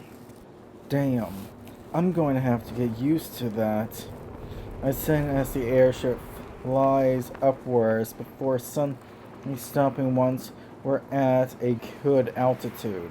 The sun's stop causes a gentle swaying motion in the captain's quarters. I hear Orion's voice over the communication tube. Orion, we're at cruising altitude now. Everything seems stable. The other heroes start exploring their respective rooms, getting accustomed to the new environment. Suddenly, Scylla enters my room. I knew this would remind me of the truck we got inside as we navigated up between Earth and the Moon before summoned to this world, I said before opening my eyes to acknowledge Scylla entering my room, knowing that she had heard me. Scylla smiled softly, sitting on the edge of my bed. Scylla, it does feel a bit like that truck, doesn't it? But this time, we're in charge. She pauses, her gaze thoughtful. Scylla, so, captain's quarters? That means you're officially the captain now? I've been taking initiative most of the time, especially during negotiations with both Orion and now Mr. Stormweaver, and especially in watching our combined budget, which is where Phase 2 comes in. We're taking on a newly formed dungeon to level up in and gain plenty of good loot to sell, so that we make more than what we buy, or try to at least. I giggled humbly at the end. Ella nods, impressed by my strategic thinking. She runs a hand through her hair, laughing softly. Scylla, of course you already have a plan. Should have known.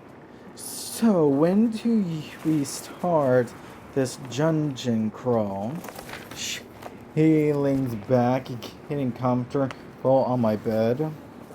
No clue, but we do need to tell Orion to keep a lookout, though, I said thoughtfully. I hear Orion's voice through the communication tube again. Orion, already on it, Captain. Keeping an eye out for any suitable dungeons. Scylla laughed, shaking her head. Scylla, he's already calling you Captain. You really do take charge, don't you? I noticed she had her hand on the communication funnel on its button to open it up. Right, conditions, I guess. I smiled warmly. Let's head up to the pilot's quarters to see the horizon. Scylla nods eagerly, standing up. Scylla, I've been trying to see what it looks like from up here. We both exit the captain's quarters and make our way up to the pilot's quarters. Orion greets us with a smile as we enter. Orion, just spotted something interesting. I looked out to see a new dungeon forming from the floating rubble in the open air. I also noticed another airship that's built for war that could hold 50 people or so, not one where one could be living inside of. On it, I could see someone familiar on its lower deck. Petra Vane, the blunt instrument hero, telling me that the other 20 elite heroes would soon be joining us. Knowing that, I put my guard up in possibility. Scylla. Scylla follows my gaze, noticing the new dungeon forming in the warship approaching. Scylla. What is it? She asks softly, but her tone changes when she sees the familiar figure. Scylla. Is that Petra? She whispers, her expression darkening. That weapon on her back is a dead giveaway. I grabbed a communication funnel before pressing and holding on the button to open it, then did the same to have my voice heard throughout the whole ship's so that Sierra, Rain, and Liliana could hear me. Ladies, a dungeon is forming, and we'll be conquering it with the other 20 elite heroes. So get ready to get off as soon as we land. I removed my finger from the communication funnel button, ready to hear their responses from the open pipes. The communication funnel crackles to life with responses from Sierra, Rain, and Liliana. Liliana. Understood, Saber. Sierra's confident voice echoes next. Sierra. We'll be ready. Rain's calm tone follows. Rain. Got it. I let go of the other button. So how long do these dungeons last for, Orion? Or is it random depending on their size? Orion turns to me, his expression serious. Orion. Dungeons typically last between 24 to 48 hours before they collapse or disappear. The larger ones can sometimes last up to a week, but that's rare. He pauses briefly. Orion. This one seems medium-sized based on my experience. I nodded in understanding. After an hour, the dungeon was solid and both airships come over to land. As the airships land, I can see the other elite heroes beginning to disembark from the warship. Petra leads the group, her blunt instrument weapon slung over her shoulder. She spots me and walks over, a smug grin on her face. Petra. Saber. Hey y'all, you ready to take this on together? I smirked excitedly despite my guard being up. Petra nods, her grin widening. Petra. Of course. We're ready to show these monsters who's boss. The other elite heroes gather around, exchanging confident nods and smiles. Petra turns to me again. Petra. So, who's leading this little expedition? You or me? Ladies first, I said politely with humility.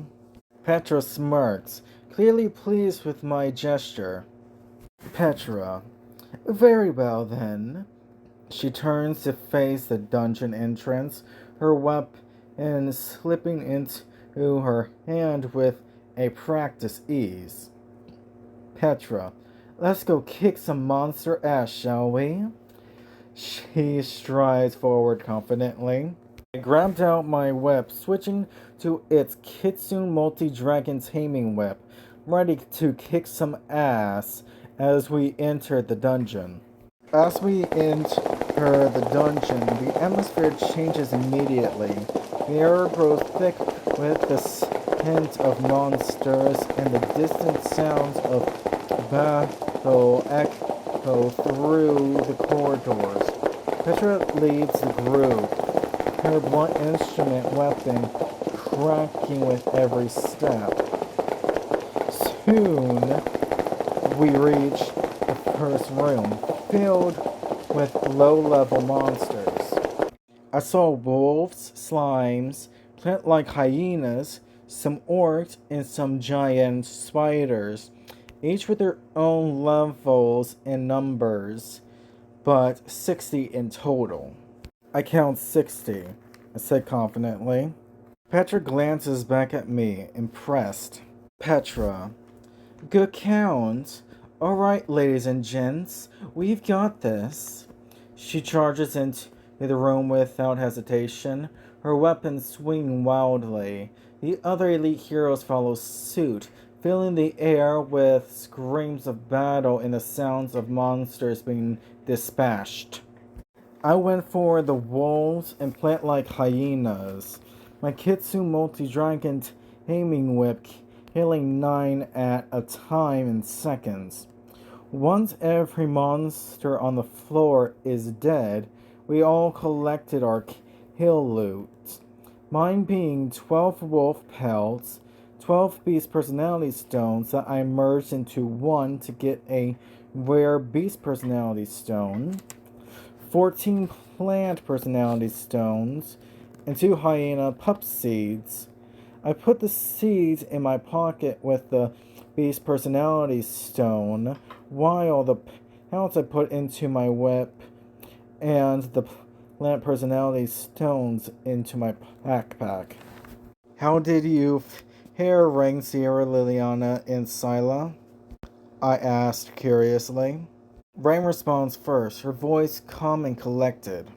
Rain, I got some orc fangs and a rare drop, an orc cheese helmet. Sierra chimes in next, her tone excited. Sierra, I got a bunch of spider silk and some poisonous spider fangs. Liliana speaks up, her voice soft but confident. Liliana, I managed to obtain some slime gels and a few strength personality stones. Nothing special, but useful nonetheless. Finally, Silas speaks up, her voice dripping with sarcasm. Scylla, oh, I just got a giant spider egg. Oh, can you please hold on to that for me? It'll help make some more items once born and tamed with the hyena pups aids I'll plant and tame later. I asked since I'm the beast tamer whip hero, while the other 20 heroes collect the last of their kill loot. Scylla rolls her eyes, but nods, carefully placing the giant spider egg in her backpack. The other elite heroes finish gathering her loot and turn to Petra for further instructions. She scans the room, a satisfied smirk on her face. Petra, alright, let's keep moving. The next room should be more challenging. We soon reached a bridge that was rickety and crumbly, the lower levels evident. I'd advise one group of 5 at a time. My team will go last, I said reasonably. Petra nods in agreement. Petra, smart call. Alright, Kaylin's team first. 5 heroes carefully make their way across the bridge, with Kaylin in the lead. They reach the other side safely, and Petra calls for the next group. This process is repeated until it's our team's turn. We soon walked across, and once we're in the middle, both Petra and Victor use their weapons simultaneously, causing Rain, Sierra, Liliana, Scylla, and I to fall with the broken stone bridge. Petra, sorry, no weak heroes allowed, she calls out.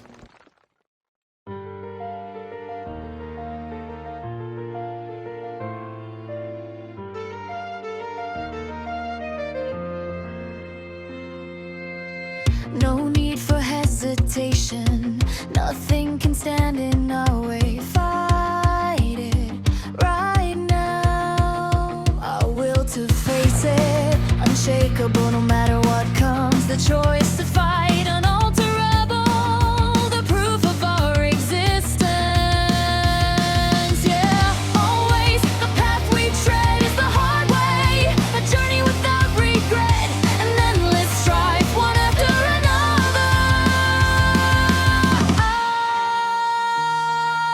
Yeah. This destiny we've carried, break fixed beliefs, keep the faith. The choice is yours, it will not change. Tracing the story you have carved, not standing in any one shadow by your own another.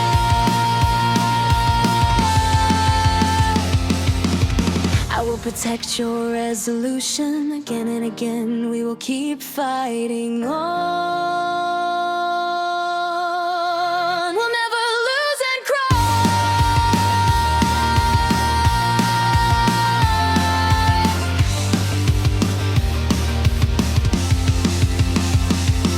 Now nobody can stop us, no way. Waves we've overcome countless times. Let's struggle onward, go even further. Even if the road has no end, I will protect our resolution. Oh yeah. Facing despair and pleasure, inseparable in this broken world. We share the movement and search for truth. Close your eyes, even when noise confines. There is a guiding side that shows what you must defy. Take each unacceptable occurrence interfering, crush them to pieces, swallow and let it sink in. Now the brand new chapter shall begin. Blood rising through my veins. There's something that I must keep safe. Whoa.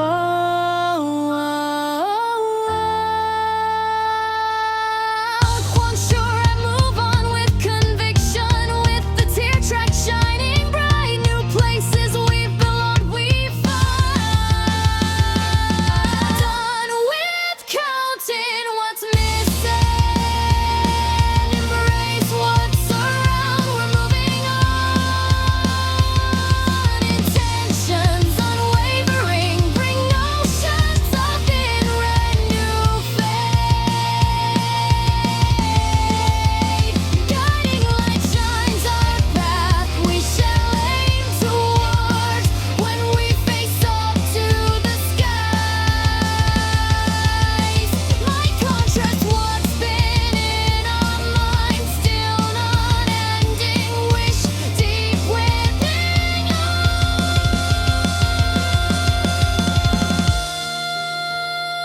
us keeps calling, bringing on.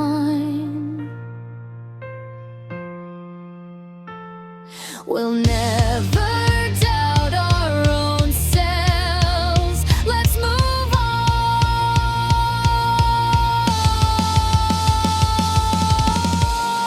Ignore all versions of what. Let's move on. Let's just move on. Obstructing us. It's time to remember each and every little meaning found to accomplish in life. You've been thinking saw the ball, and now the climbing